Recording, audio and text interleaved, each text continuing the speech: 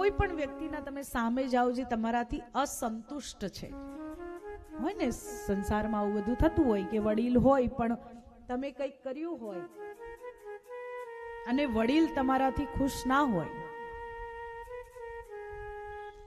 તમે જઈને પગે લાગો ને એટલે શાંત થઈ જાય કે નહીં? પગે લાગજો. હા, પગે લાગો ને. કેવું પગે લાગો? પ્રણામ કઈ રીતે કરો? પ્રણામની બધી બહુ રીતો છે. આપણે નારાયણભાઈ પહેલી વાર કથા કરી ને ત્યારે લોકો પગે પગે લાગતા, પછી આપણે બીજી વાર કથા કરીને ત્યારે બધા ઘૂંટણે પગે લાગતા, અને અત્યારે બધા આમ પગે લાગે છે. કેમ? આમ સામે, આમ જરા હાથે આમ નથી થતો. કેમ છો આમ કરીને પગે લાગે. એટલે આપણને એમ થાય કે આમ કરો ને, આમ દૂરથી હાથ જોડીને. પ્રણામની રીત છે.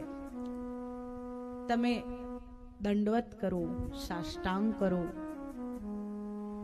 તમે પગે લાગો, નીચા નમીને, કમરને વાળીને, ઘૂંટણે લાગો, હવે આમ ખભે લાગો, હાથ જોડો, પછી આમ હાથ જોડો. એટલે પગે લાગવાની બધી રીત છે ને, એ રીતમાં ભાવ છે. ગોસ્વામીજી મહારાજે જે વંદન કર્યા છે ને એ શરણાગતિ વાળા વંદન છે કે હું કોણ? હું તો તમારા બધાનો દાસ.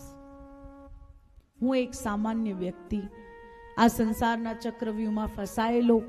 મારી પત્નીએ મને ધૂતકાર્યો એટલે રામ પાસે આવ્યો. જો પત્નીએ ન ધૂતકાર્યો હોત તો રામ પાસે ના જવાય. સંસારનું ધૂતકારવું જરૂરી છે. તમારામાંથી ઘણા બધા લોકોને એવું થતું હશે કે આ દીદીને સારું, કથા કરો, ભગવાનનું ભજન કરો, કોઈ ઝંઝટ નહીં, હે ને? આવો ક્યારેક આશ્રમમાં, હું તમને સોંપીને વેકેશન પર જતી રહું, પછી હું આવું 15 દિવસે, મહિને પછી તમારે મને કહેવાનું. હમણાં ગઈકાલે જ એક બેન મને મળવા આવ્યા હતા, તો કહે દીદી હું આશ્રમ શોધું છું. હવે મને મળી ગયું. કે કેવું નહીં કે સંસારમાં ત્રાસ હોય, પતિ કઈ બોલે, બાળકો કઈ બોલે, સાંભળવાનું, એ બધાનું અનુકરણ કરવાનું, એ બધાને ગમે કરવાનું. આશ્રમમાં શાંતિ. એટલે મેં એમને કીધું કે જો તમારામાં એટલી તાકાત હોય કે રાત્રે 2 વાગે કે બપોરે 2 વાગે કોઈ તમારો દરવાજો ખખડાવે અને તમે તમારા ચહેરા પર સ્મિત લઈને બહાર નીકળી શકો તો આશ્રમમાં રહેવાની કલ્પના કરાય. ઘર હોય ને તો ઘરને તમે આમ તાળું મારીને ચાલતા થાવ. હવે આશ્રમને તો તાળું જ ન મરાય. માણસ ન હોય તો જાતે રહેવું પડે, જાતે જાગવું પડે, જાતે કરવું પડે. ઘર હોય તો બંધ કરીને સૂઈ ગયા, કોણ પૂછવાનું છે? આશ્રમ એ આમ સુખદાયી છે ક્યારે? જ્યારે તમારા મનમાં એવો ભાવ હોય કે મારે બીજા માટે કરવું છે, પોતા માટે નથી કરવું. પોતા માટે તો આજીવન કરી લીધું અથવા કરીએ જ છીએ, પણ મારે આખા વર્ષમાંથી 1 મહિનો, 10 દિવસ, 1 અઠવાડિયું, 4 દિવસ મારે બીજા માટે આપવા છે.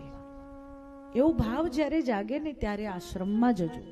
કોઈ પણ આશ્રમમાં જજો અને ત્યાં VIP બનીને ક્યારેય ન જતા. ત્યાં સગવડ જોઈને ક્યારેય ન જતા. જજો સેવાના ભાવથી અને સેવા કરજો. એમાં આનંદ મળશે.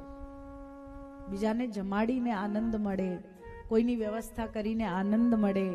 આશ્રમમાં જાઓ એટલે આશ્રમમાં અપમાન પણ મળે. બધા ત્યાં તમને પંપાડે કે સાચવે નહીં, એમ કહી દે કે જાઓ ને જરાક 1 ગ્લાસ પાણી ભરીને લઈ આવો. આપણને એમ થાય કે મને પાણી ભરવા કહ્યું. તો આશ્રમ એ શું છે કે જ્યાં તમારા હૃદયનો, તમારા મનનો, તમારા મગજનો અહંકાર એ તમારા તળિયાના નીચે આવી જાય, કે તમારા તળિયાના નીચે લઈ આવે, એ આશ્રમ છે. એ હુંપણાનો ભાવ કેમ હોય ને કે મેં આમ કર્યું, મેં તેમ કર્યું, એ આશ્રમ છે. સંસાર શું છે? સંસાર અહંકારને માથે ચડાવે.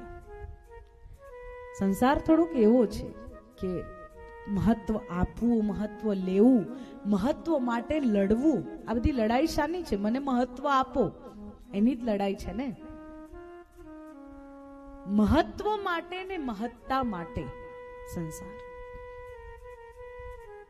પરંતુ સંસારની ઠોકર એ ભગવાનના સમીપ પહોંચાડે એટલે મનુષ્યએ સંસારની ઠોકર ખાવી જ જોઈએ.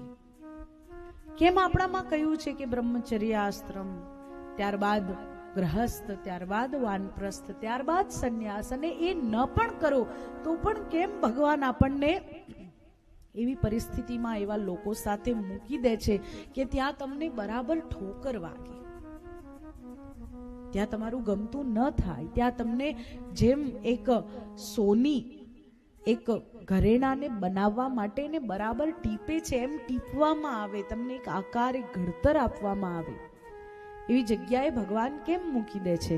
કારણ કે પ્રભુ તમને કંઈક વિશેષ બનાવવા માંગે છે. ને હું એ વાતને માનું છું કે ભગવાન જ્યારે આપણા પર કૃપાળુ થાય ને ત્યારે આપણને પાત્ર બનાવવાનો પ્રયત્ન કરે. આપણે કેવા છે? પેલું તપેલી પર ઢાંકવાનું ઢાંકણું હોય ને, કેવું હોય? સીધું હોય ને, એમાં કઈ ટકે? એમાં કઈ રહે? એમાં તમે કઈ ભરી શકો? શક્ય છે કઈ ભરવું? નથી ભરવું શક્ય. એ ઢાંકણામાંથી આપણને વાટકો બનાવવાનું કામ એ ભગવાન કરે છે.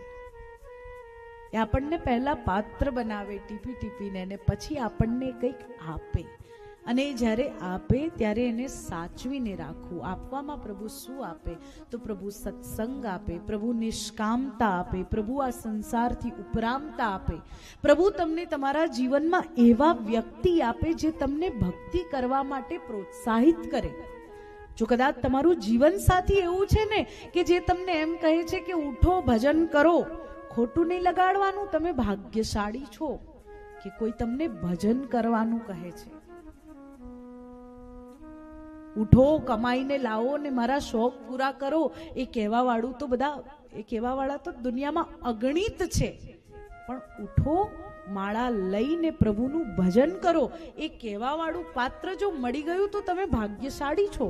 અને એ પાત્ર મળે તો એને સાચવો, અને એ જે કહે એને માનો. સ્વાભાવિક ઉદ્ધાર. ગોસ્વામીજી મહારાજ શું કહે છે કે મને તો પાત્ર એવું મળ્યું જેણે મને આ ભક્તિના માર્ગમાં મોકલ્યો. બાકી હું તો મૂઢ હતો, મને ન રામ ખબર હતી, ન ભજન ખબર હતી, ન મંત્ર ખબર હતી, કે ન રામાયણ શું કહેવાય, ચોપાઈ શું કહેવાય, દોહા શું કહેવાય, છંદ શું કહેવાય, સોરઠા શું કહેવાય, આ બધી મને તો ખબર જ નહોતી. પરંતુ કોની કૃપાથી? તો કહે મારી પત્નીની કૃપાથી મને ભક્તિની પ્રાપ્તિ થઈ છે. હવે કહ્યું છે સત્સંગત્વે નિસંગત્વમ, નિસંગત્વે નિર્મોહત્વમ, નિર્મોહત્વે પરિભ્રમતત્વમ. આ કહ્યું તો છે. સત્સંગ, સાચો સંગ થઈ ગયો તો સાચું વ્યક્તિ તમને સંસારથી નિસંગ કરે ને પરમાત્માની સંગતિ કરાવે, અને આ સંસારથી મોહ હટી જાય. પણ હવે તો કહે હવે મારા પર જો મારી કૃપા થાય તો ભગવત પ્રાપ્તિ સંભવ બને.